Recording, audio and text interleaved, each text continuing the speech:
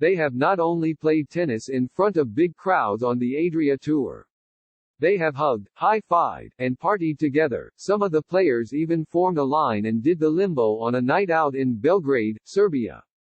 But the consequences have quickly become much more serious than the mood, with two of the tour's main attractions, Grigor Dimitrov and Borna Coric, announcing they tested positive for the coronavirus, and another, Viktor Troicki, doing so, according to a Serbian media report.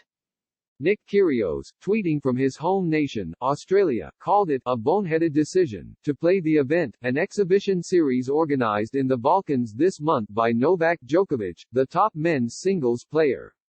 Speedy recovery, fellas, he wrote in response to the positive tests. But that's what happens when you disregard all protocols. This is not a joke. Dimitrov, the Bulgarian star and a 2019 United States Open semifinalist, announced his test result on Sunday after returning to his base in Monaco from the tour's latest stop in Zadar, Croatia. I am so sorry for any harm I might have caused, Dimitrov said on social media. Coric, a promising Croat ranked 33rd in men's singles, said on Monday that he also had tested positive.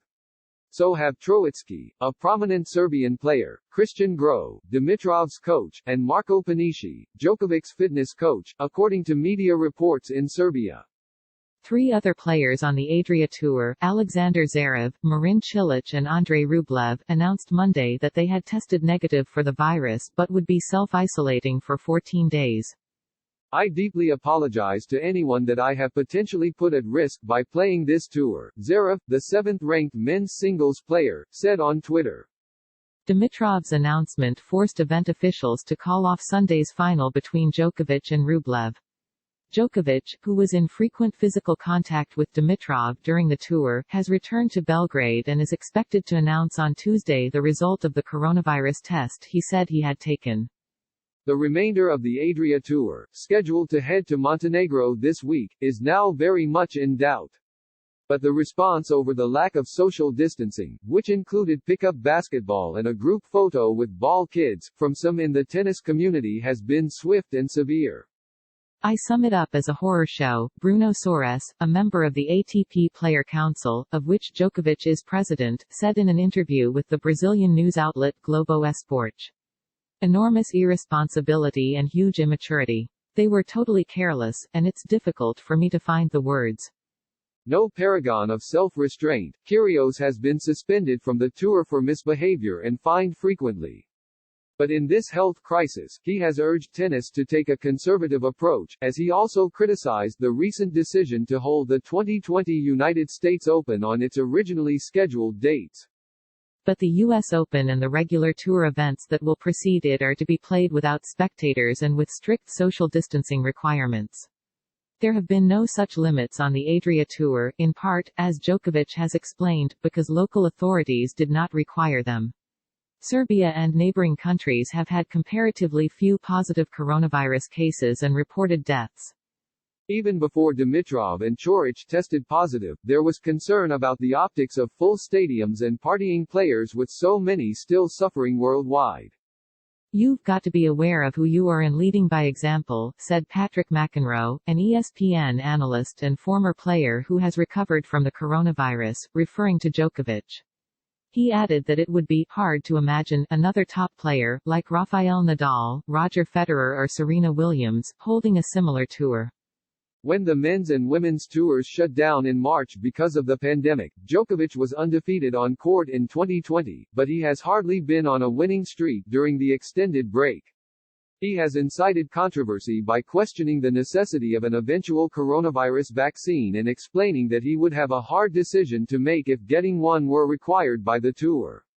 When the U.S. Open announced its plans to protect players from the virus by limiting the size of entourages and restricting players' movement, Djokovic was an outspoken critic of the idea, calling the plan extreme and questioning whether he would play. But the risks of taking a less cautious approach are now clear, particularly in a sport with an international group of players who have to travel.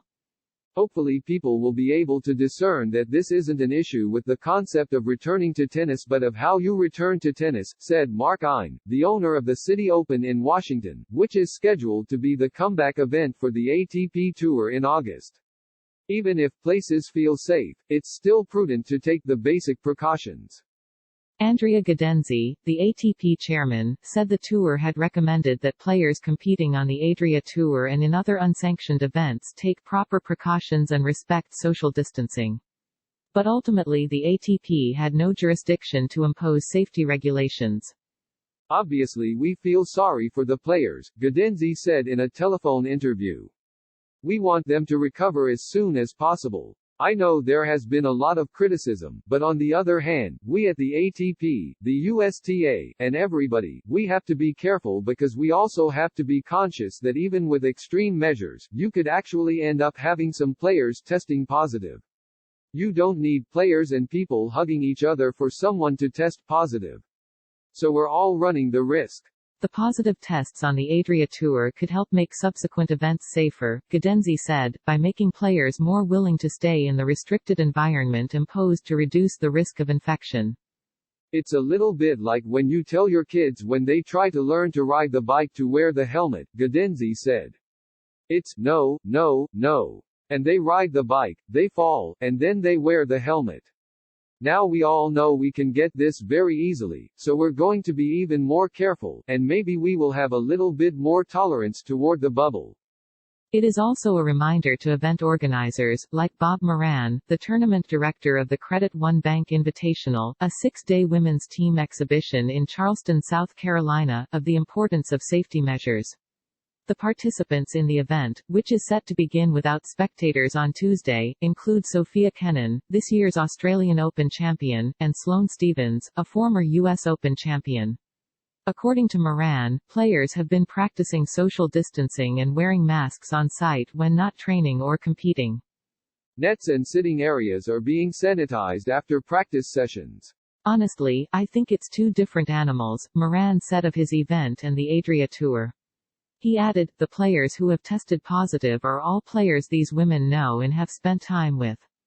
It's very unfortunate. I hate to see this happen and hate to see it happen now, but it's just again re-emphasizing why we're taking all the precautions we are taking.